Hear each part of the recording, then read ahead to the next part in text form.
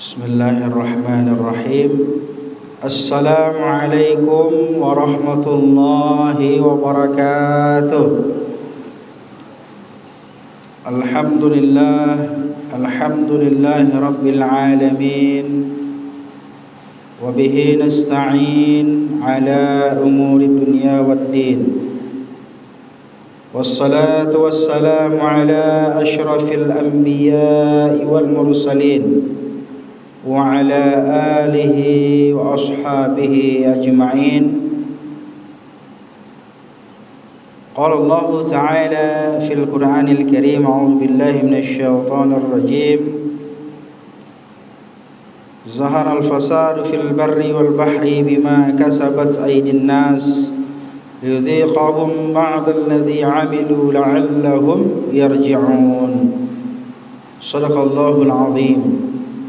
Ma'asyiral muslimin, bapak-bapak, ibu-ibu, saudara-saudara, para jamaah Masjid At-Taqwa yang berbahagia, kita bersyukur kepada Allah Subhanahu wa taala. Alhamdulillah, pada kesempatan subuh hari ini kita masih diberikan kesehatan dan kesempatan oleh Allah Subhanahu wa taala, sehingga kita dapat melaksanakan salah satu kewajiban kita kepada Allah Subhanahu wa taala, yakni sholat subuh secara berjamaah.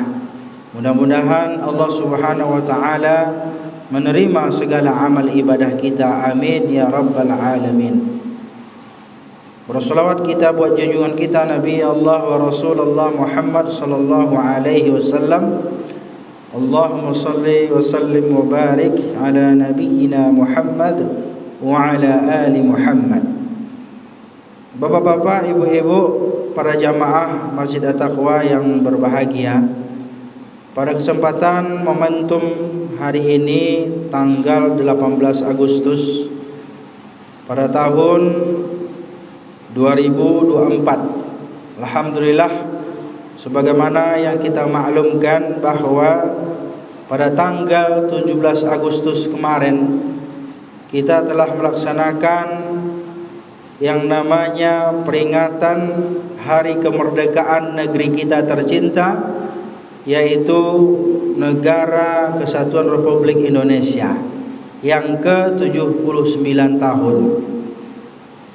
Tanggal 17 Agustus ini, bapak-bapak, ibu-ibu, yang kita peringati setiap tahun, dan bahkan berbagai macam cara, model, dan kegiatan yang kita lakukan yang kadang-kadang kita lihat tidak ada kaitannya dengan kemerdekaan. Tetapi meskipun demikian, kita tetap menghargai dan mengapresiasi berbagai macam kegiatan yang dilakukan oleh anak-anak bangsa ini. Mungkin barangkali merupakan salah satu bukti ekspresi daripada kecintaannya kepada negeri tercinta. Makanya saudara-saudara, kalau kita perhatikan mulai dari kemarin sampai tadi malam dan bahkan mungkin hari ini, berbagai macam kegiatan-kegiatan 17 Agustus ya yang kita lihat, ya, perlombaan-perlombaan, kegiatan-kegiatan yang sebenarnya belum kita lihat bagaimana memperhatikan daripada sejarah daripada bangsa kita, atau memperhatikan daripada perjuangan-perjuangan para tokoh-tokoh bangsa, perjuangan-perjuangan daripada ulama-ulama kita. Jadi intinya Bapak Ibu yang berbahagia, sebenarnya dalam perayaan-perayaan 17 Agustus ini kita ingin melihat dan mengungkap kembali bagaimana sejarah daripada pahlawan-pahlawan kita, terutama daripada ulama-ulama kita berjuang dalam merebut kemerdekaan Republik Indonesia ini, Bapak Ibu. Nah, inilah oleh karena itu pada momentum khas pada hari ini, kajian Ahad subuh, kita akan berbicara tentang hakikat kemerdekaan dalam Islam dan bagaimana kita menimbulkan rasa cinta kita terhadap negeri kita yang kita cintai ini. Nah, ini sangat penting sekali Bapak Ibu yang berbahagia. Karena masih banyak sekali di antara anak-anak bangsa yang mereka tidak memahami daripada hakikat kemerdekaan terhadap bangsa sendiri, bangsa Indonesia yang kita cintai ini. Tentunya kemerdekaan merupakan sesuatu hal yang patut kita syukuri. Ya, kemerdekaan ini merupakan suatu hal yang patut kita syukuri. Ya, karena banyak pertumpahan darah, pengorbanan harta, jiwa, raga, ya, orang-orang yang dicintai demi merebut kemerdekaan. Coba kita perhatikan bapak-bapak, saudara-saudara, terutama di sini yang umur-umur yang senior, barangkali ada di antara saudara-saudara kita yang mereka itu lahir atau bahkan masa kecilnya pada waktu zaman penjajahan, Pak. Itu kakek saya itu bercerita luar biasa penderitaan-penderitaan mereka, ya.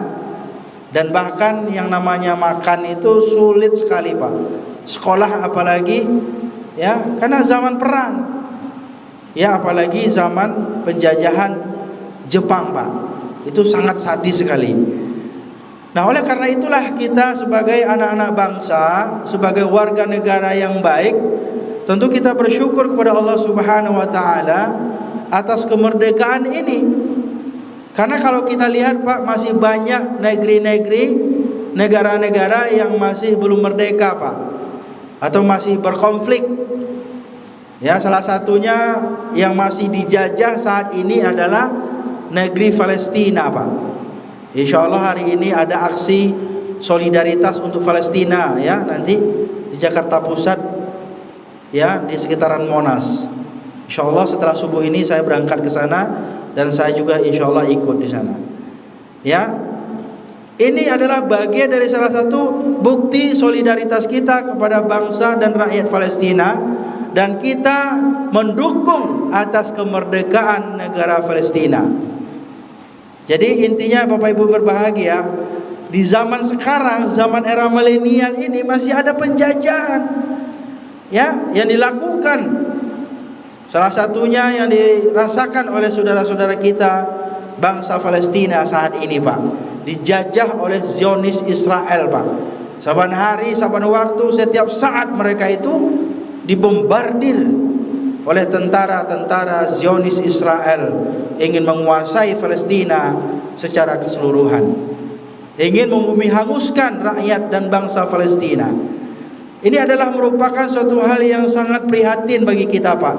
Di zaman, ya, sekarang era milenial ini masih ada aja zaman penjajahan. Belum lagi banyak negara-negara Timur Tengah yang masih berkonflik, Pak.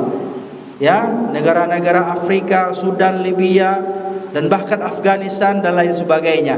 Masih banyak, Pak. Dan kita bersyukur negeri kita, negeri Indonesia ini, alhamdulillah, walaupun banyak di antara rakyatnya yang merasakan mungkin ketidakadilan, penegakan hukum yang tidak merata, ya, ekonomi yang morat-marit dan carut-marut, tetapi kita alhamdulillah, Pak, sekarang sudah merdeka, Pak. Alhamdulillah. Nah, sampai saat ini, sampai detik ini kita masih adem ayem, Pak. Masih bisa tidur nyenyak di rumah kita, masih bisa bermimpi indah, Pak.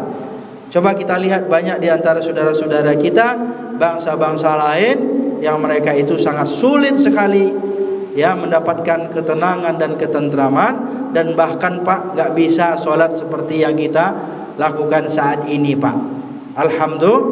Alhamdulillah. Walaupun meski demikian mereka tidak surut, ya, tidak surut perjuangan mereka untuk meraih daripada kemerdekaan. Hakikat kemerdekaan, saya teringat salah satu perkataan dari Ustadz Bakhtiar Nasri itu, Pak. Apa kata beliau? Harrir aqlaka tataharrar ardhaka. Jadi merdekakan akalmu, fikiranmu, maka akan merdekalah negerimu. Artinya apa, Pak? Sekarang ini kita tidak bisa memerdekakan akal, Pak. Berpendapat saja kita sulit, Pak. Ya, kebebasan dalam berpendapat saja kita sulit untuk menyampaikan, mengungkapkan kebenaran. Ya, Bahkan seringkali orang yang mengungkap kebenaran diciduk Pak, di penjara, dipermasalahkan. Berarti kan akal kita tidak sehat, akal kita tidak merdeka. Bagaimana negeri kita ini merdeka? Bagaimana negeri kita ini akan sejahtera kalau berpikir saja kita dibatasi, berpikir saja kita dibelenggu, dipenjara pikiran kita. Maka oleh karena itulah, ya, suatu bangsa, suatu negeri tidak akan bisa maju, tidak akan bisa sejahtera, tidak akan bisa berbuat yang lebih daripada yang biasanya kalau misalnya akalnya dipenjara, Pak. Nah, inilah kadang-kadang banyak di negeri ini orang yang pinter, Pak, tapi akalnya terbelenggu, Pak, dengan aturan-aturan. Akalnya tidak bisa bebas berekspresi, tidak bisa menyampaikan kebenaran. Dan bahkan ada di antara kita tidak bisa berbuat apa-apa dan tidak bisa melakukan, ya, bertindak, ya, melakukan kebenaran itu, sehingga kita tidak akan merdeka. Jadi merdeka hanya sekadar merdeka dijajah dari Jepang dan Belanda, Pak. Tetapi akal kita, ya, ekspresi kita tidak merdeka.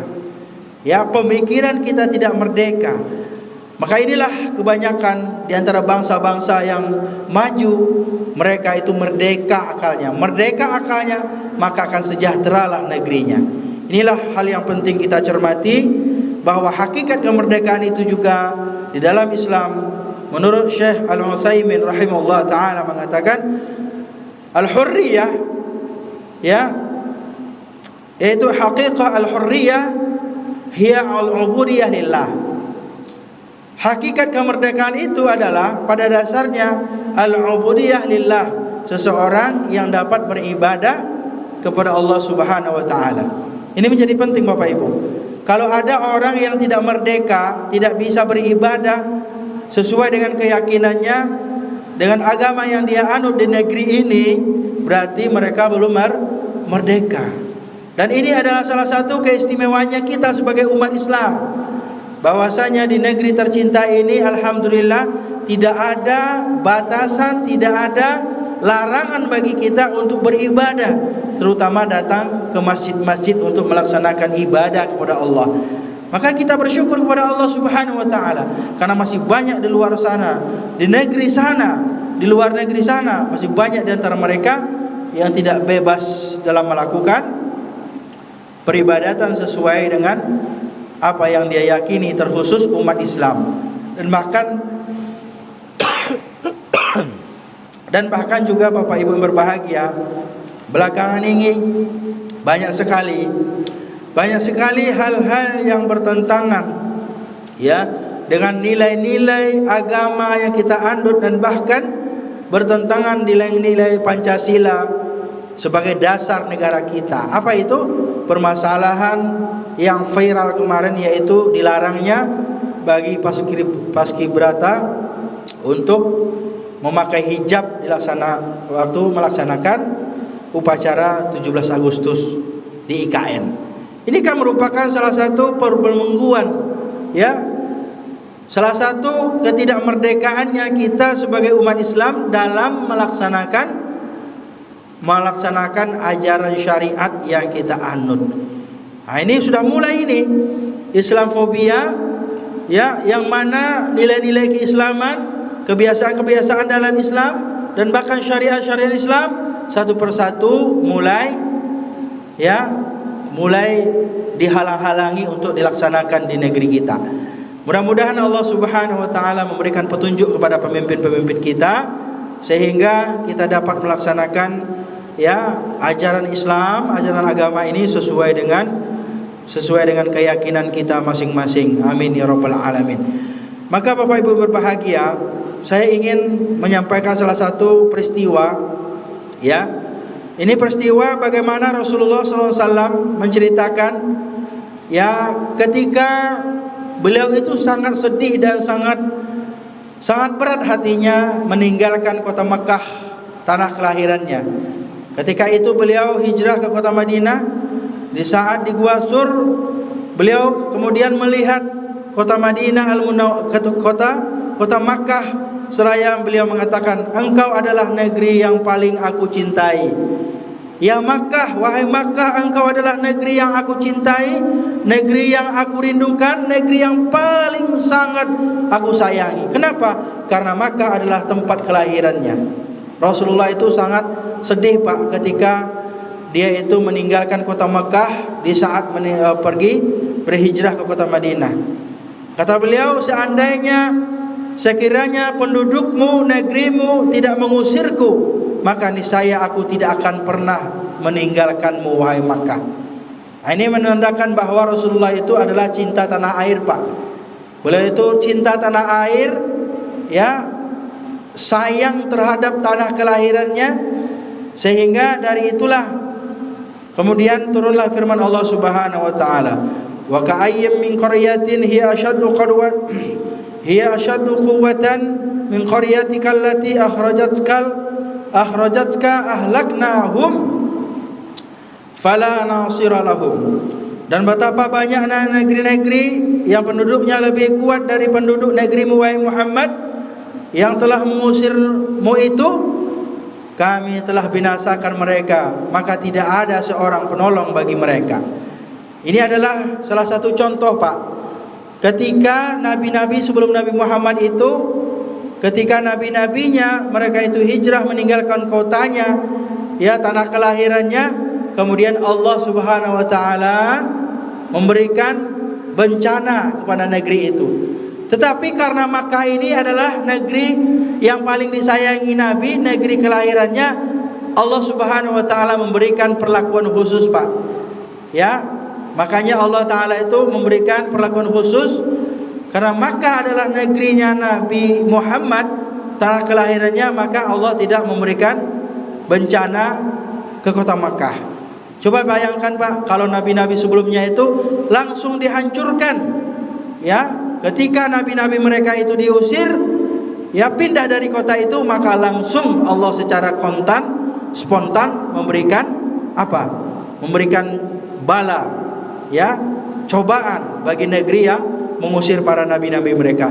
Ini adalah salah satu kelebihan dan keutamaan kota Mekah, ya, tentunya karena kota Mekah ini adalah tempat kelahiran baginda Rasulullah sallallahu alaihi wasallam. Jadi Rasulullah itu sangat mencintai dan sangat rindu untuk kembali ke kota Mekah.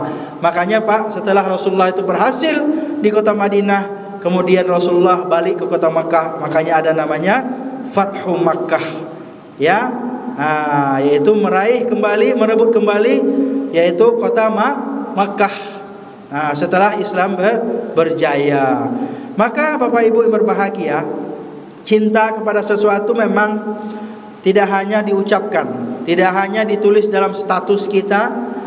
Cinta kepada tanah air itu harus dibuktikan dengan perbuatan Pak, dengan sikap kita, tindakan kita, dan bahkan, ya, dengan kebijakan-kebijakan, aturan-aturan Pak.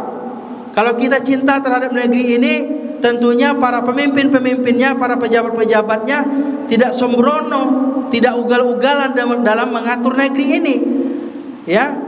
Apalagi kalau kita tahu Pak, kemarin viral juga ada peraturan pemerintah, peraturan presiden terkait dengan bagi-bagi alat kontrasepsi Pak untuk anak-anak remaja, nauzubillah. Ini maksudnya apa? Apakah ini tujuannya untuk secara halus untuk menghancurkan generasi-generasi muda bangsa ini? Coba kita perhatikan, ya, kok ada gitu peraturan seperti ini yang secara tidak langsung bisa saja, ya, bisa saja ditafsirkan sebagai sarana, ya, secara legal untuk membagikan alat-alat, ya, kontrasepsi bagi anak-anak remaja. Katanya bagi anak-anak yang mereka itu pernikahan dini. Bukankah pernikahan itu juga sudah diatur dalam undang-undang kita? Ya, dalam undang-undang perkawinan. Ya, batas umur usia kapan dibolehkannya menikah. Nah, ini kenapa? Berarti kan ini ada masalah dalam peraturan dan undang-undang ini. Nah, oleh karena itulah, ya, kemerdekaan itu harus kita raih dengan sebenar-benarnya. Dan juga kemerdekaan itu harus dilandasi dengan nilai-nilai moral, adab, etika. Karena sejatinya negara kita ini adalah kemanusiaan yang adil dan beradab, Pak. Jadi adil dan beradab, beretika dan bermoral. Dan jangan sampai kebijakan-kebijakan yang dikeluarkan oleh pemerintah, kebijakan-kebijakan yang dikeluarkan oleh penguasa justru bertentangan dengan nilai-nilai yang ada di dalam dasar negara kita. Ini menjadi hal yang sangat penting yang perlu kita cermati dalam momentum 17 Agustus, Pak.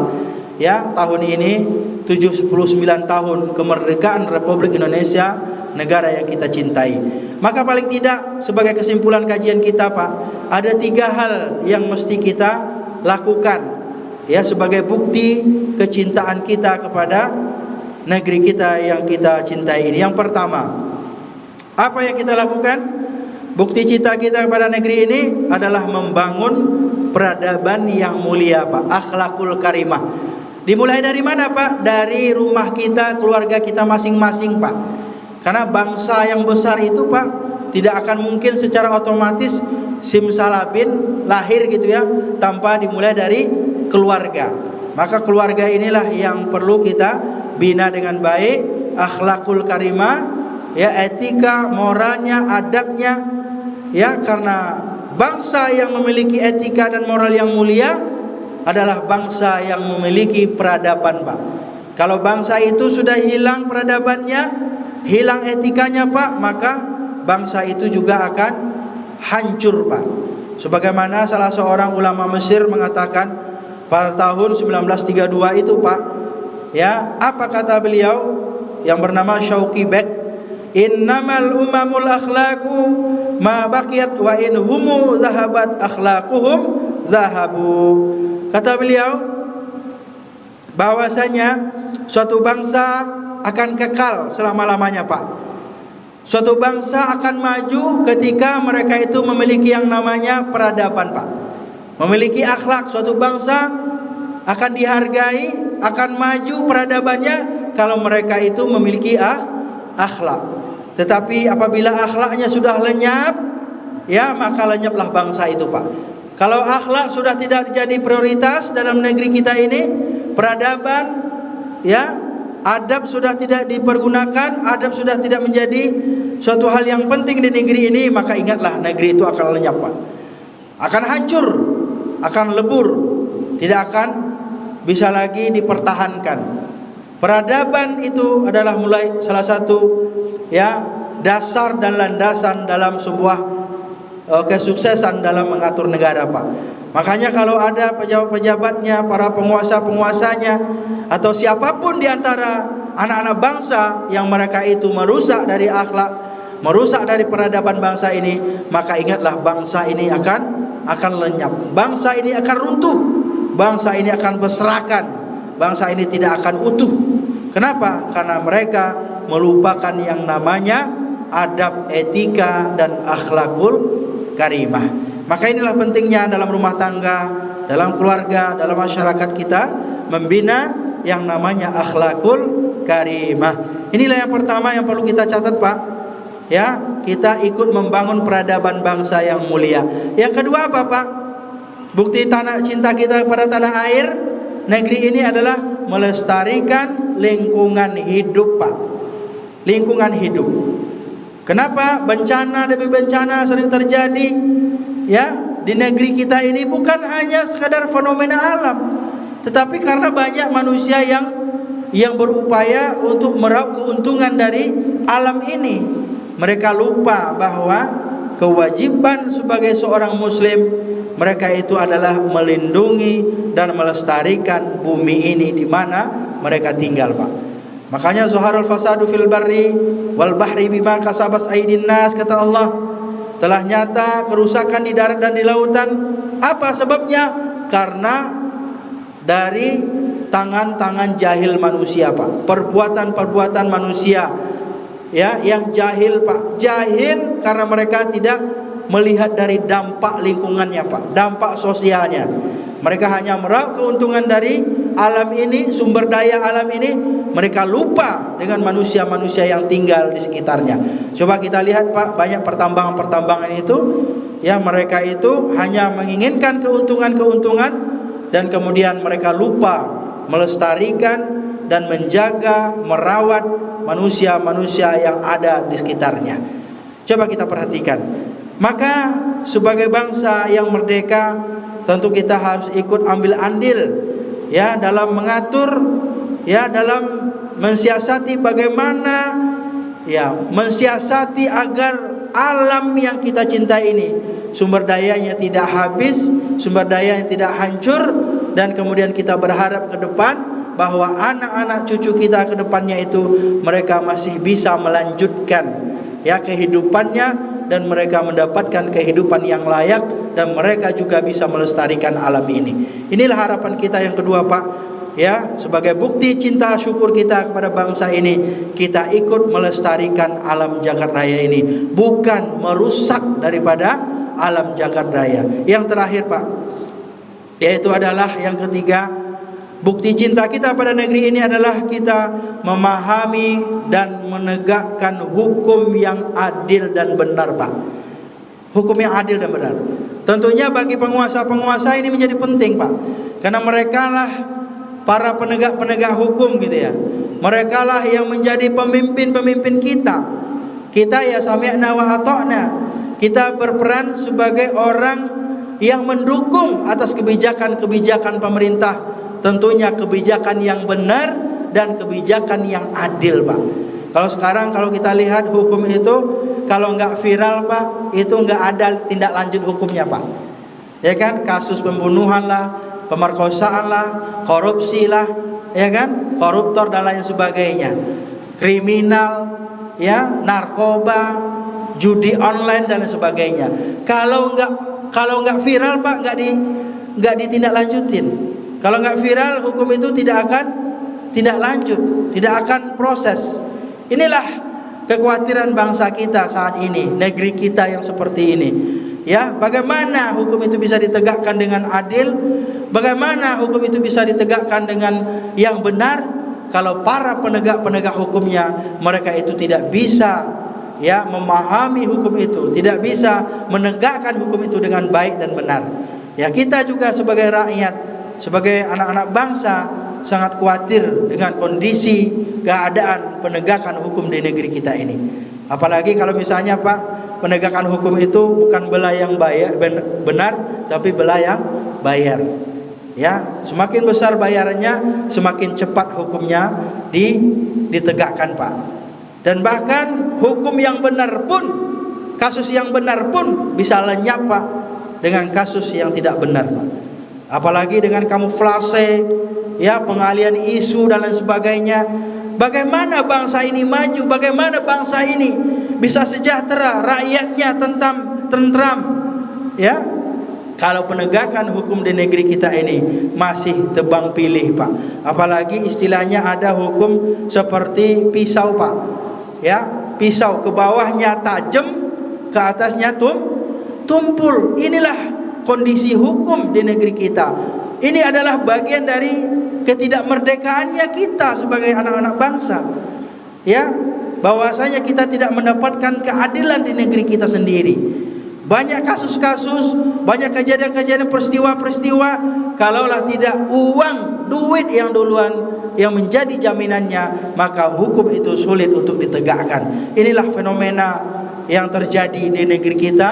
Mudah-mudahan ada suatu masa, ya, generasi-generasi penerus bangsa ini yang mereka memiliki rasa cinta terhadap negeri ini, mereka mampu menegakkan kebenaran, menegakkan hukum dengan seadil-adilnya, yaitu kemanusiaan yang adil dan beradab. Ini adalah Pancasila Pak. Kalau kita bangsa Indonesia, bangsa yang merdeka, bangsa yang cinta terhadap negeri ini, maka ingatlah keadilan bagi seluruh rakyat Indonesia. Ini adalah merupakan, ya, dasar negara kita yang kita cintai ini. Terakhir sebagai penutup, tentunya, ya, sebagai umat Islam, kita selalu mendoakan negeri kita ini. Kita selalu dukung dan selalu support, siapapun pemimpin kita, siapapun penguasa di negeri kita ini, insyaallah kita akan taati, kita akan berikan dukungan selagi mereka menegakkan kebenaran, selagi mereka menegakkan. Barangkali mudah-mudahan ada manfaatnya buat kita semuanya, terutama bagi kita sebagai umat Islam. Kita harus menumbuhkan rasa cinta terhadap tanah air kita. Hubbul watan minal iman. Cinta tanah air itu Pak, sebahagian daripada iman. Mudah-mudahan Allah Subhanahu wa taala mengangkat darjat dan martabat bangsa kita ini. Amin ya rabbal alamin. Demikian saja, terima kasih. Nasrun minallahi wa fathun qarib basyiril mu'minin. Wassalamualaikum warahmatullahi wabarakatuh.